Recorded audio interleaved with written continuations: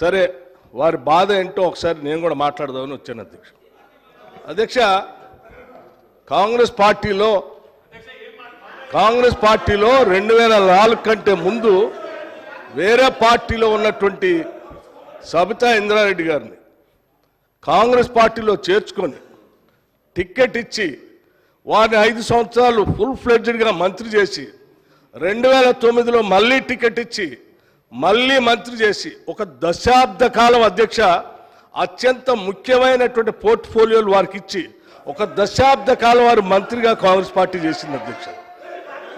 2009 నుంచి 2014 వరకు మంత్రిగా ఉన్నటువంటి సబితా ఇంద్రారెడ్డి గారికి 2014లో కూడా కాంగ్రెస్ పార్టీ టికెట్ ఇచ్చింది అధ్యక్ష. సరే, దురదృష్టమో అదృష్టమో 2014లో కాంగ్రెస్ పార్టీ అధికారంలో రాలేదు, టీఆర్ఎస్ పార్టీ అధికారంలోకి వచ్చింది అధ్యక్ష. కాంగ్రెస్ పార్టీ బాగా ఆలోచన చేసి ఈ రాష్ట్రంలో తెలంగాణలో కాంగ్రెస్ పార్టీ లెజిస్లేచర్ పార్టీ నాయకుడిగా, ఒక సిఎల్పి లీడర్గా, ఒక ఎల్ఓపిగా, ఈ సభకి ప్రతిపక్ష నాయకుడిగా కాంగ్రెస్ పార్టీ పెద్ద హృదయంతో నన్ను ఆ రోజు ఎల్ఓపిగా నిర్ణయించింది అధ్యక్ష. ఒక బలహీన వర్గాల దళిత వర్గానికి సంబంధించిన నన్ను ఒక సిఎల్పి లీడర్గా చేసి ఈ రాష్ట్ర చరిత్రలో ఇంతవరకు సిఎల్పి లీడర్గా ఏ దళితుడిని చేయలేదు అధ్యక్ష. మొట్టమొదటిసారి నన్ను చేసి అక్కడ కూర్చోబెడితే ఒక దశాబ్ద కాలం మంత్రిగా పనిచేసి కాంగ్రెస్ పార్టీలో అన్ని పదవులు అనుభవించినటువంటి సబితా ఇంద్రారెడ్డి గారు నా వెనకుండి నన్ను ఎల్ఓపిగా నిలబెట్టాల్సింది పోయి కేవలం అధికారం కోసం నేను వారి ఇంటికి వెళ్ళి కూడా అడిగాను అధ్యక్ష. నాతో పాటు అనేక మంది నాయకులను తీసుకొని పోయి, అమ్మ ఎల్లబాకండి, మీరు పోతే ఎల్ఓపి స్టేటస్ పోతుంది, కాంగ్రెస్ పార్టీ పరువు పోతుంది, 10 సంవత్సరాలు మీరు మంత్రిగా అనుభవించారు, మీరు ఇప్పుడు కూడా ఎమ్మెల్యేగా ఉన్నారు, కాంగ్రెస్ పార్టీ మీకు ఏం తక్కువ చేయలేదు, మీకు ఇంకా కావాలంటే ఇంకా చాలా చేస్తుంది, చివరికి మీ అబ్బాయికి పార్లమెంట్ సీటు కూడా కాంగ్రెస్ పార్టీ ఇచ్చింది, చేయబాకండి అని పదే బతిలాడితే వారు చేసింది ఏంది అధ్యక్ష? ఒక్కసారైనా ఆలోచన చేశారా?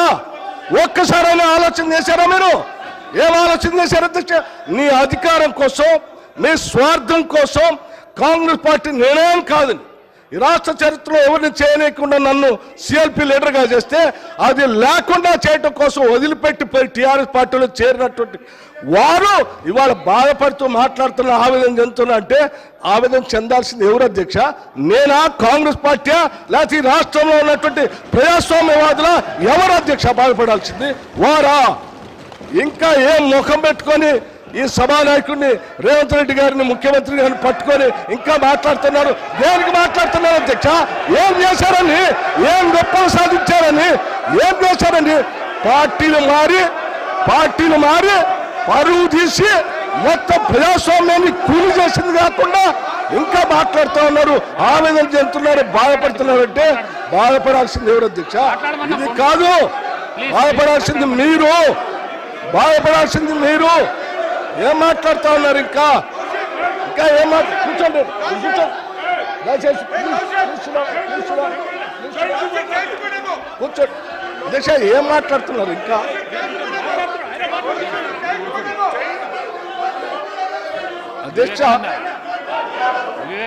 అధ్యక్ష, ప్రోగ్రెసివ్ వాదులు సామాజిక పరివర్తన కోసమే పుట్టాం, సామాజిక పరివర్తన కోసమే పెరుగుతున్నాం చెప్పినటువంటి నాయకులు ఇంకా ప్రజల మధ్యలోకి వెళ్ళి ఇంకా మాట్లాడుతూ నేను ఇంకా బాధపడుతున్నా అంటారు. ఎట్లా బాధపడుతున్నారు మీరు?